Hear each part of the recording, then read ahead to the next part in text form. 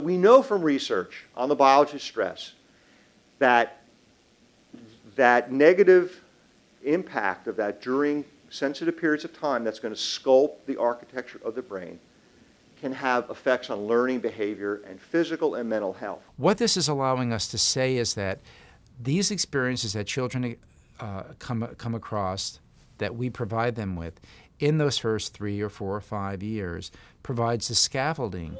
Doesn't guarantee a perfect life later on, but it, in a sense, is an insurance policy. Some experiences are more important early in life than later in life, and therefore it argues for investing in what happens in those first 3 to 5 years. So persistent stress changes brain architecture. Let me show you this. We know that there are changes in the structure of the nerve cell that's responsible for communication, for the ability of children to respond in their world. This is a typical neuron sitting in the prefrontal cortex. This is a neuron that after it undergoes chronic stress during development, this is the way it ends up. So toxic stress results in architectural changes of fewer connections.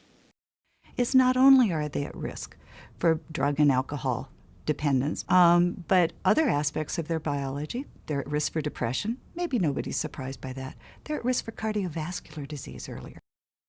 It's not as though the die is cast and the door slams shut, but it will say to us, if you want to get this kid back on a typical developmental trajectory, if you wait too late, it's going to be like pushing open a 1,000-pound door instead of just having it swing open very gently, which you can do with the right early experiences. The second is, as we understand how experience affects the brain, we're in a better position to do two things: to identify as early in life as possible kids who are at risk for falling off a typical developmental trajectory.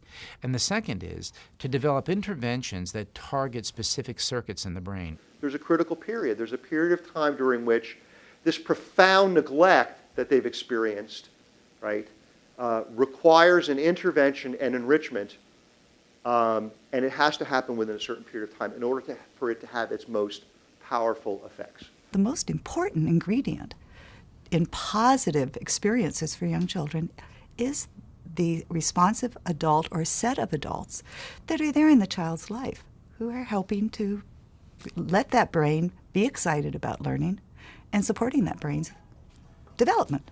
In addition to trying to focus on getting to the most at-risk populations as soon as possible, and that would be before birth. If I had to just focus on dealing with the situations after birth where you have an infant or you have a toddler, that developing daycare systems where we rank them in terms of their quality, where we provide the resources to encourage them to hire the very best staff.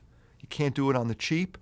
That if we start with those systems and generate systems of excellence early and apply those to the most at-risk individuals, that's where we're going to get the biggest bang for the buck.